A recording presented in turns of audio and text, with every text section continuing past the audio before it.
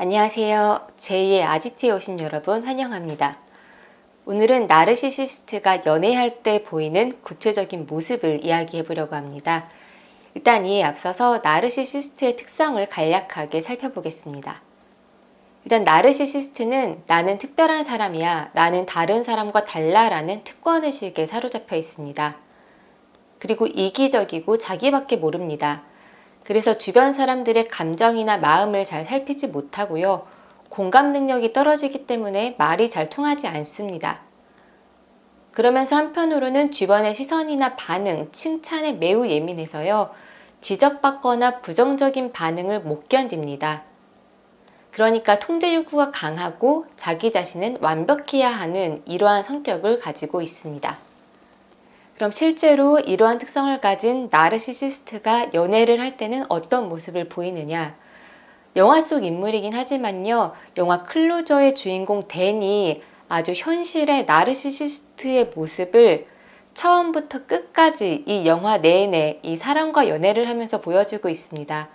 그래서 오늘 영상은 이 영화 속 댄의 모습을 분석을 하면서 현실 속 연애하는 나르시시스트의 모습을 살펴보려고 합니다.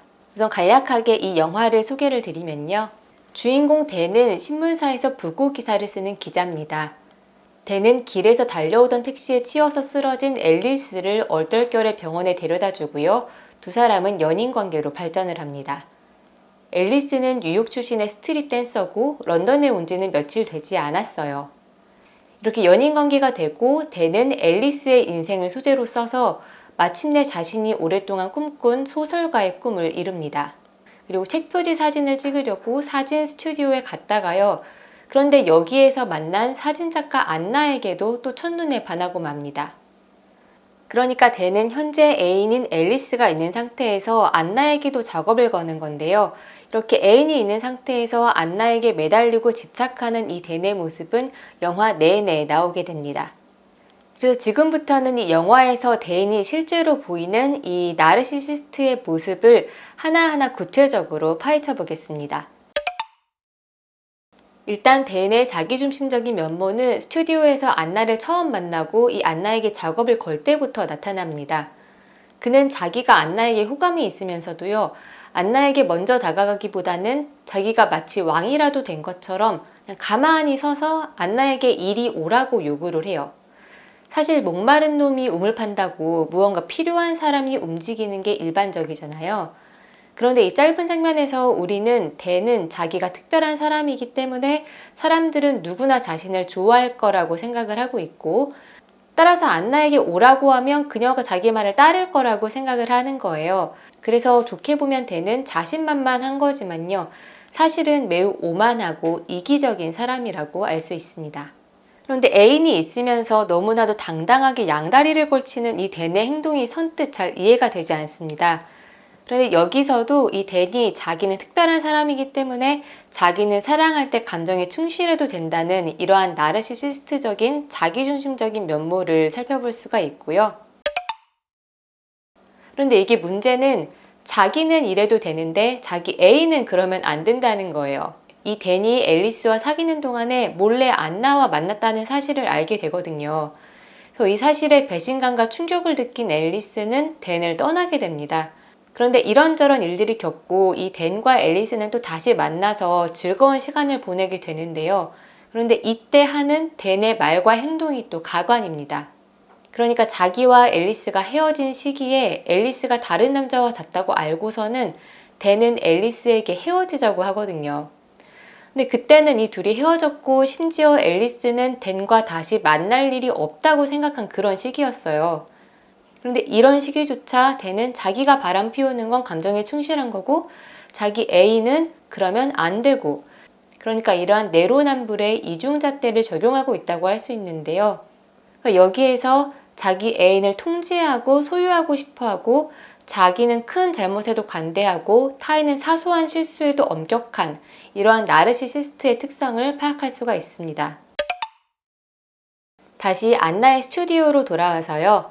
안나와 댄은 이때 감정에 취해서 서로 충동적으로 키스를 합니다.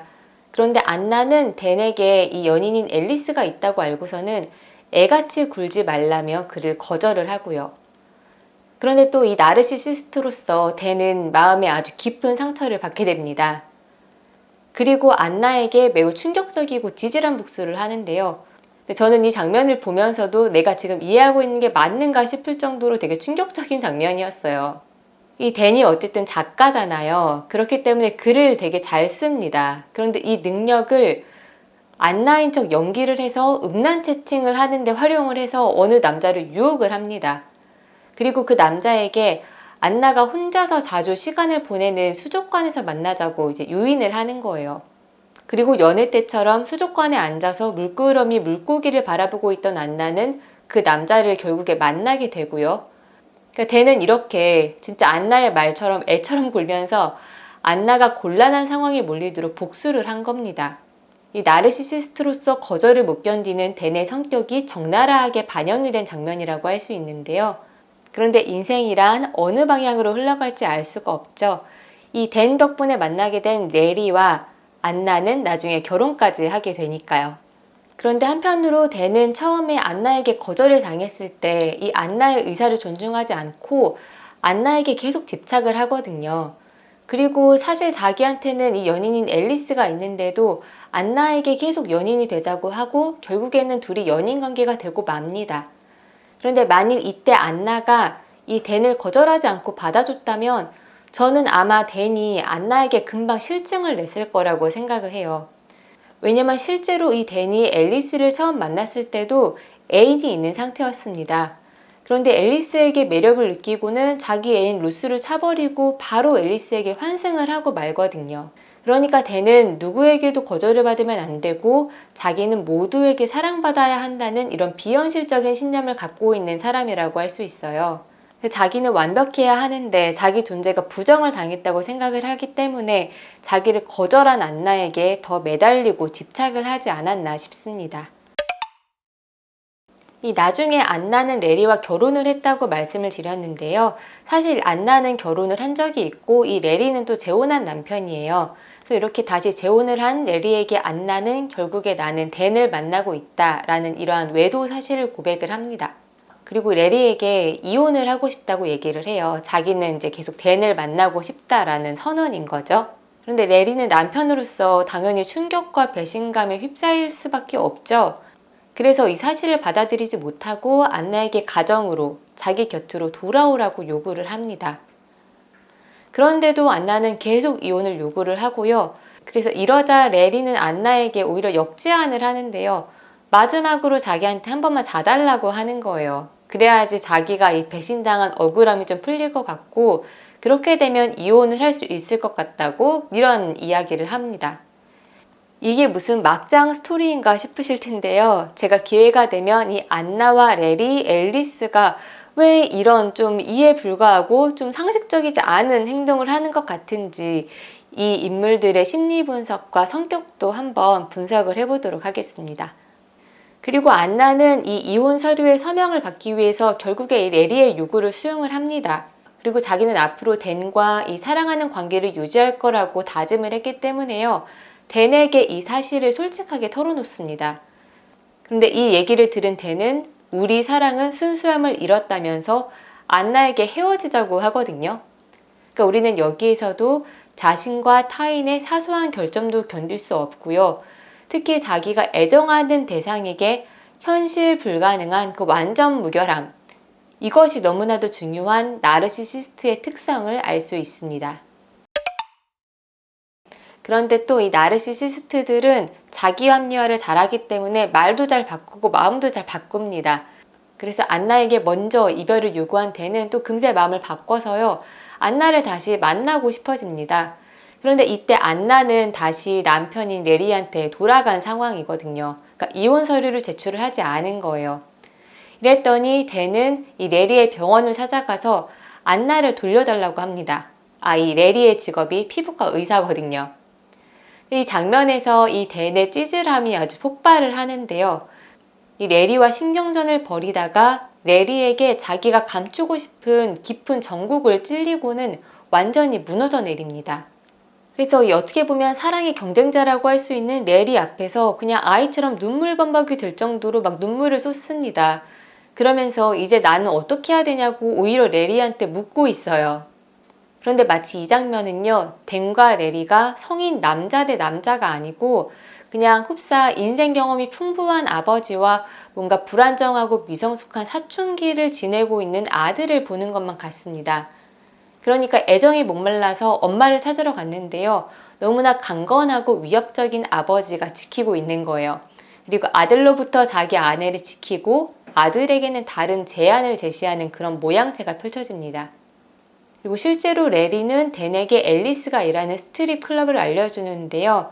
안나가 이혼을 요구했을 때 레리가 우연히 스트릿 클럽을 갔다가 거기에서 앨리스를 만나게 되거든요.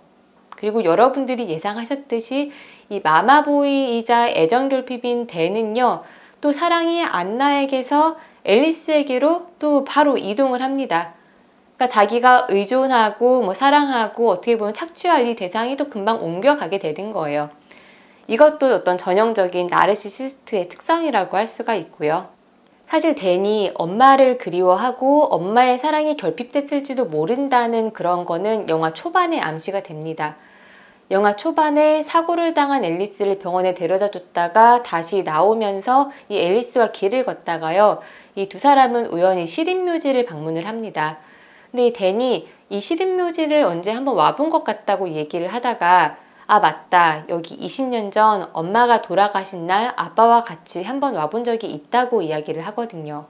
그러니까 이 대목에서 우리가 댄에게 사랑이라는 건 엄마로부터 결핍된 애정을 갈구하는 것이라고 유추할 수가 있습니다.